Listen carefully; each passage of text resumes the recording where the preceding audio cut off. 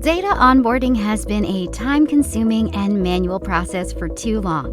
Between spreadsheet templates, writing custom scripts, and implementation services, getting data from a customer into your software takes a long time and costs a lot of money. It's a critical manual step in your customer's onboarding process, with no easy way to get it done. Until now. Flatfile's data onboarding platform automatically converts, validates, and maps all of your data into the specific format you need. In just a few clicks, customer data goes from messy and unorganized to validated and ready to use. With deployment options including no-code, you'll be set up in minutes. Need to collaborate with your customer? Don't email sensitive spreadsheets back and forth. Flatfile lets you invite your customer to a secure, real-time shared workspace. Now you can give your customers a seamless data onboarding experience and save hours doing it. Join the hundreds of businesses who use Flatfile to solve their data chaos and are focused on creating long-term value for their customers. Visit flatfile.com.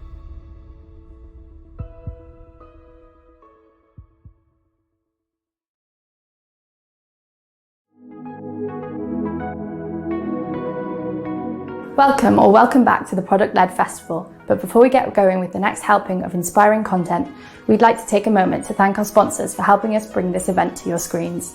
And don't forget, you can access even more content from exclusive articles and interviews to all past and future events on demand, as well as templates and frameworks by becoming a PLA member. Head over to theproductledalliance.com for more info. Enjoy the next session.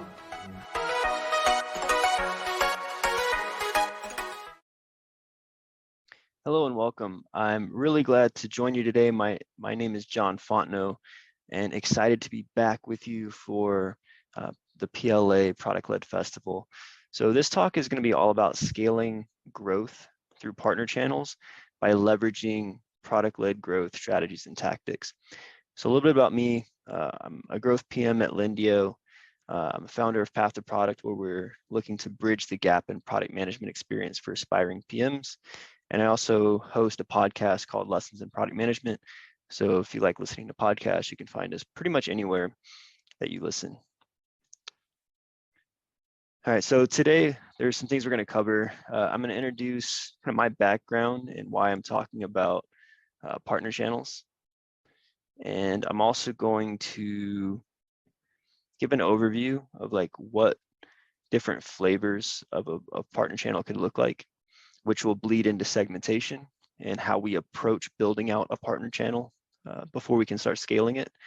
And then before we can scale through product-led growth, we need to reframe what growth looks like through a partner channel, how we think about a partner channel from a product perspective. And then that'll transition us into how we can apply product-led growth strategies and tactics in order to scale growth through that channel. So a little bit about me. In a nutshell, I've spent my entire career in partner channels doing different things. I started out as a contractor for Intel's software and services group inside of their client computing division.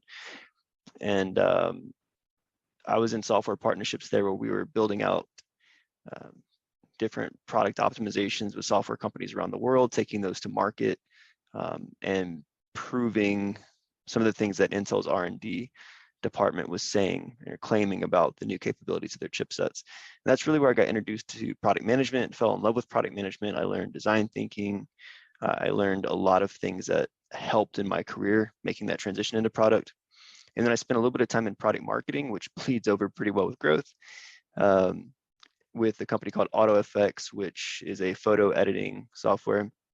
And then I went to SwipeClock and HR Tech, where I did UX research and product management, and now doing growth product management, specifically around scaling out a partner channel with Lendio.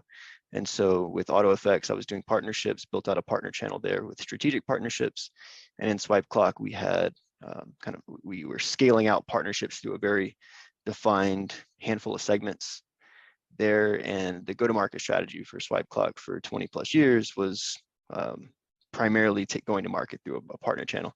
So I've seen different flavors of partner channels and done many different roles there.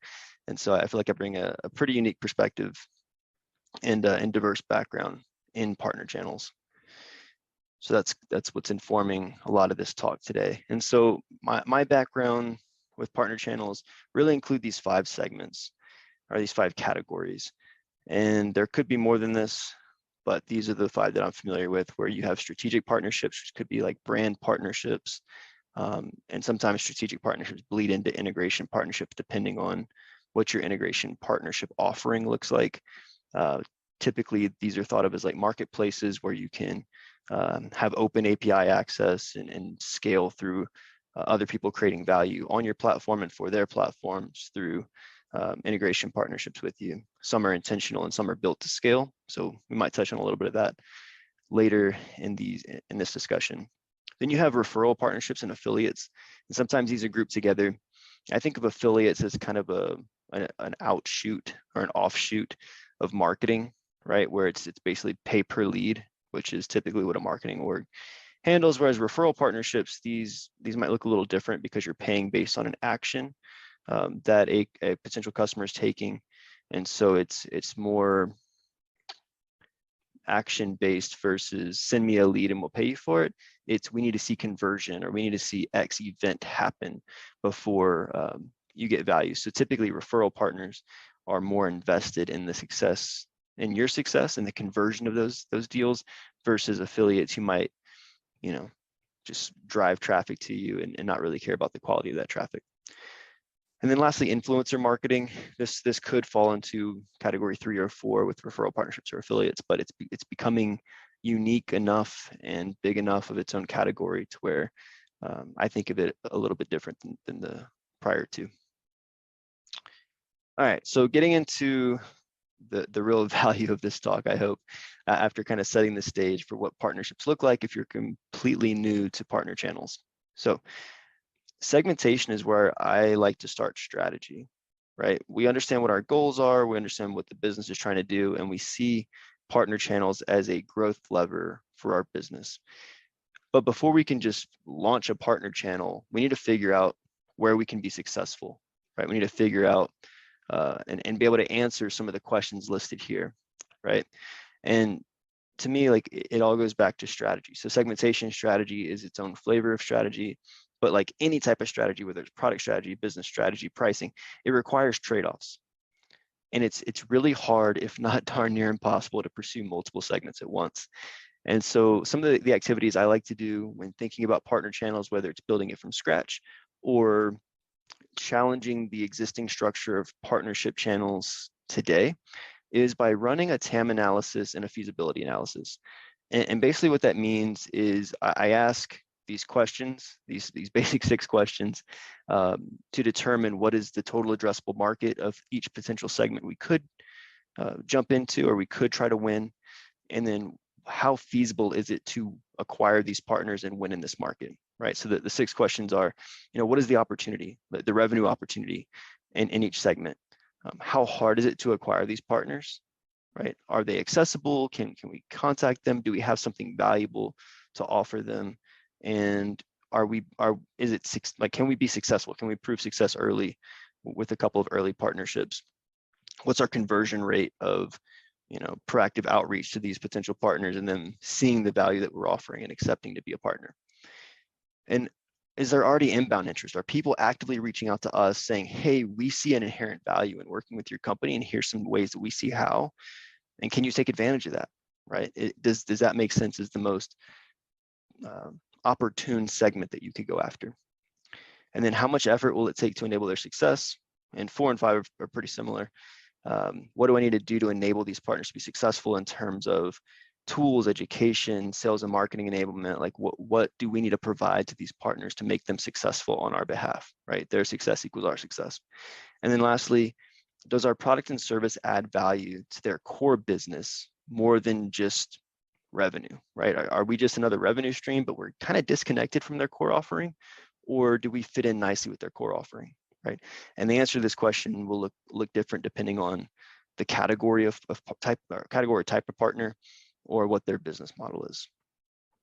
But answering these questions is critical before you start building out a partner program, so that way you can focus and point your effort and energy into the right direction.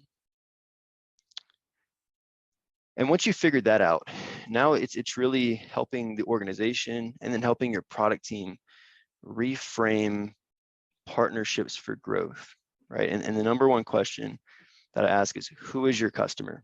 Because to me, this is the biggest reframing, especially if you're in like a customer acquisition channel, which is really what it boils down to. If you're gonna have a partner channel, is you're partnering with people to bring other customers into your organization that you might not have been able to have access to through your direct marketing efforts. And your primary customer is often thought of as the end customer who's paying for the value that your company delivers. I see it a little bit differently. I see that your primary customer in the partner channel is your partner. Because if you can't serve your partners well, if there's no value that your partners are getting out of the partnership, they're probably not going to be a partner for long, or they're not going to be an active partner. And if you don't have active partners, you don't have a partnership channel that can sustain itself, right? So you have to rethink who your customer is. We could try to optimize a funnel all day to increase the throughput of, acquisition and retention revenue of our customers, but we have to do the same for our partners, right?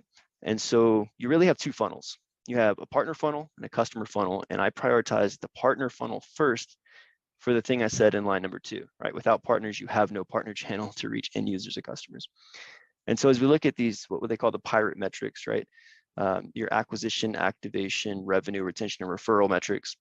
These are all metrics that I prioritize first and foremost for the partner, until we're at a point that we can start looking at optimization opportunities for how the partner funnel transitions into our customer funnel. And there is a nice transition as we talk about, revenue for partners is tied to customer acquisition, right? In a CPA model for referral partners, et cetera. Not going to dive super far into my philosophy around partner funnel metrics, but we're going to touch on it a little bit. But I think philosophically, the thing that I would encourage is to view your funnel as a product. If we're going to apply product-led growth strategies to scaling a partner channel, then we have to identify what is our product. If it's product-led, what is our product? It's a very foundational question. And I would argue that your funnel is your product. Everything from acquisition to referral is the thing that you have to productize. A lot of partner channels start out as a proof of concept. We're doing manual things that don't scale to figure out what's going to work that we can scale. Just like in a B2C company, B2B company, we're doing things that don't scale to figure out what can. You approach the partner channel establishment and growth the same exact way. And so once you view your funnel as a product, I would encourage to create a partner journey map. If you have a current partner program in place today, map out what that looks like. Get with your stakeholders, get with your developers, get with your designers. I think Teresa Torres talks about this in Continuous Discovery Habits. Is one of the first things you do is have everyone individually map out what you believe the customer journey is, and in this case, it's your partner, and then bring them together and figure out where the gaps are and come to an agreement on what the partner journey or the customer journey looks like. And once you have a codified partner journey, then you can start identifying certain parts of that journey that you need to improve, fix, or automate in order to enable your growth channel through partners to scale, right? And that's really what we're going to talk about for product-led partnerships. So once you've identified what your product is, which again I would argue is the funnel, we're going to start looking at product-led growth tactics and strategies to see how can we productize this funnel, which is really my philosophy behind scaling partner channels, is productizing the funnel. In a very similar approach to how SaaS companies create product-led experiences. Okay, so I like to start off with time to value, right?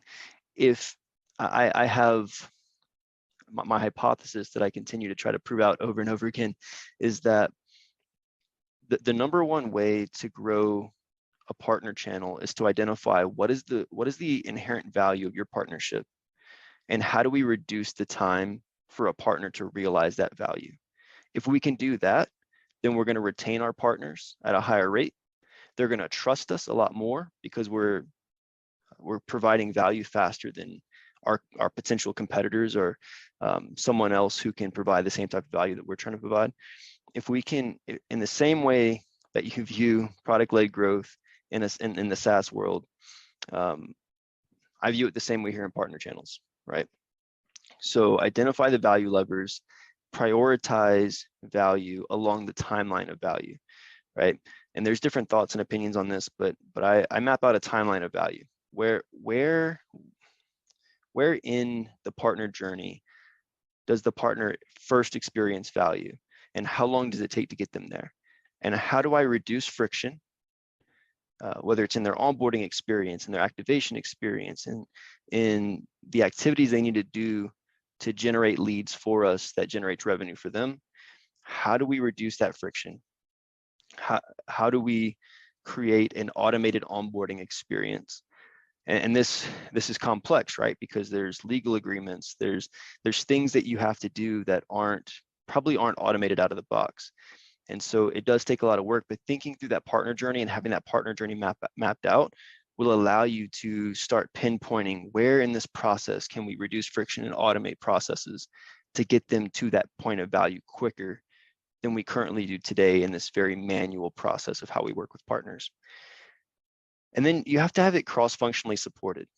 No product-led growth strategy will work unless there's cross-functional buy-in and support. And that doesn't change when you're in a partnership channel, right? There needs to be a support mechanism that's scalable. You probably don't have a dedicated account manager who's hand-holding the partners through the process, but they do need to have some points of contact if they have questions, right? And then in terms of marketing enablement or sales enablement, how do you work with other departments to equip these partners and deliver this material to the partners in an automated way, so it's not onesie, twosie, and very manual, right? And that bleeds into self-service access, right? How can you create an experience for these partners where they have everything they need from the time that they say they want to be a partner to the time that they have signed the document agreeing to become a partner and agreeing to the terms of the partnership? How can you reduce the time to say from that point to the time that they have everything they need to start generating leads for us and feel confident in their ability to do so and trust us with the leads that they're sending us? How do we make that completely self-service, or as self-service as we can, to, again, going back to the first line of time to value, decreasing that time to value to where as soon as we get them starting to generate revenue, the more likely they are to stick with us and keep doing the activities that drive revenue for us and them. So that's how I look at leveraging product-led growth to scale partner channels. And these are core concepts that philosophically work no matter what category you're going after. It really just comes to asking the question, just like in a product-led growth model, right? If you have a small business market or a consumer market, then you're probably going to do certain activities that scale, and you're probably going to service those type of customers in a certain way. And then if you have enterprise customers, you might service them in a different way. They may need more hand-holding, or there might be more manual things that you do with them because of a level of customization you offer. And I view that the same way in partner channels. It's really like, how do we automate and scale for this group of customers who have a very standardizable process and offering? And then do we look at strategic partners or certain types of integration partners differently? But that's not to say that you can't automate certain aspects of the experience for your strategic partners or your integration partners too. But keeping these core product-led growth principles in mind of cross-functional support, automated onboarding, self-service, reducing friction, and decreasing the time to value will help you and help enable you to scale your partner channel in a way that you wouldn't be able to otherwise. So thanks for joining the talk. I hope you found it valuable. If you have follow-up questions, I'd love to take those in just a second, or you can connect with me on LinkedIn, on Twitter. You can email me, john@path2product. And if you're looking to get into product management and want some additional resources, path2product.io, it's all free. Just trying to help support the broader product community. And then again, if you like product management content, check out Lessons in Product Management.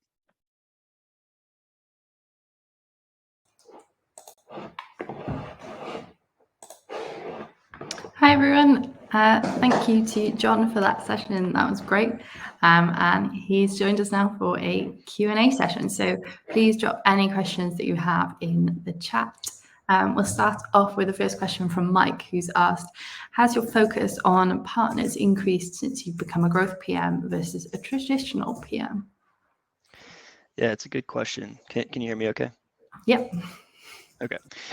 Yeah, great question. So in my traditional PM experience, we had a partner channel business. And so the business as a whole was primarily focused on partner channels. But I would say the framing of my focus has changed in the same way that I think it would change from core PM to growth PM in any other aspect, right? Where the core PM focus is really on what are new functionalities that we need to win in the market, whether it's table stakes things we don't have or delighters that we need to win in the market or things that we need to do to reduce churn or whatever it may be. And growth PMs are really focused on like optimization, experimentation, and trying to pull different growth levers. And so I'd say the focus on partnerships hasn't been greater or less in either role. It's just been a different way of framing how we support partners for success. Great, thank you. And we've got another question actually from Mike, who says, for startups, what is the best way to begin identifying potential partners? Yeah, it's a great question. I would say it's the same as identifying what features you're going to build for a market, right? Like you do things that don't scale to figure out what will, just like I said in the talk a little bit ago. Develop an MVP, like what is a minimum viable partnership? How can you test it out? How can you develop a proof of concept and then figure out what works? Like I wouldn't go and like invest in a whole bunch of code to build and support something that you don't know is going to work. So if there's ways to test it through a proof of concept, that's what I would advise first. But also thinking through key aspects like I mentioned earlier, right? Like is this a partnership that can add value to the core business of this partner segment? If so, you're going to have a lot more success than I would think in an affiliate model where it's just like what they do as an affiliate is totally disconnected from my core business.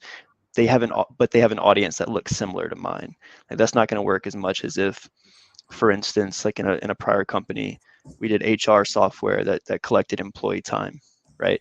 And so the main partners we had were payroll companies because like time data needs to feed payroll systems so employees can get paid. So those things worked a lot better than saying we're a time company and we're going to partner with, a tax filing company just because we both talk to small businesses. Cool, thank you. We've got another question from Lou, who asks, they like how you talk about treating partners like customers. Do you do similar research for partners like you would for user research? 100%. So if you've read Teresa Torres's continuous discovery mapping, and she talks about opportunity solution trees, we have our own opportunity solution tree for partners as well, as we try to look at the opportunity space across different partner segments and running through that same TAM and feasibility analysis that I mentioned a second ago. And so everything from market level to partner specific level, yeah, we treat research the exact same way, because at the end of the day, like they are our customers. If we don't serve them well, then we're not going to be able to have a successful partner channel. So yeah, I'd say the research looks pretty similar. Cool, nice. And our last question is from Maria, who has asked, how do you serve partnerships that are no longer adding value? Oh, sever partnerships, sorry. No, it's a great question.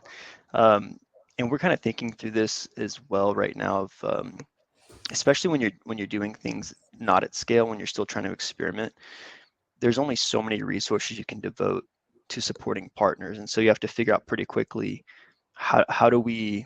It's kind of like the product life cycle, right? Like how do we kill this product? And it's almost how do we kill this partnership model? And I don't think it's an easy answer, but I think in general in business, people appreciate transparency and I'll say bluntness, because a better word won't come to mind. But if you have a really good sense and you have data saying, look, we're investing this much time and effort into a relationship with you that isn't providing value for either of us, chances are if you've come to that point, they've come to that point too. and like, let's say your brand is bigger than theirs and they don't want to lose the relationship because of like brand value or something, there may be some friction there. But at the end of the day, like, we're all trying to run a sustainable business, and so if it's not mutually valuable, have that discussion and part ways. Yeah, nice. And we've actually got one more question just come in from Demir, who has asked, from your experience, out of the ways of growing through partnerships, which one is the easiest to start with for a startup which doesn't yet utilize partner channels? The typical product management answer is what I'm going to give is it depends, right? So out of the ways of growing through partnerships, which one's the easiest to start with? It's hard to answer that with like a hard and fast rule or specific answer. I would just go back to first principles of going back to the TAM and feasibility analysis, right? Like, are there already people reaching out to you interested in partnering, and is there a valid and viable use case to that partnership? Or in the push-pull debate, right? Like, are you going to go to market and say, I have a use case of the type of partner that we could partner with, and we've already done some pre-validation that this is something that could be sustainable if we get agreement of partnership with companies that look like this? And so whether it's a push or pull model, I would say just find out what works best for your business based on use cases that you can create on what a viable partnership could look like, and then figure out how to test it. Great, thanks, John. I think that's all of the questions that we've got in the chat, and we are pretty much at time. So thank you so much for your presentation today and for answering everyone's questions there. That was a great session, and I think that everyone enjoyed it. So thank you very much. Yeah, thanks, Caitlin. Happy to be here. Thanks, everyone. And thanks for all our attendees for tuning in as well. That was our last session for today, but we will be back tomorrow with more content. So see you all soon. Bye, Thank everyone. you.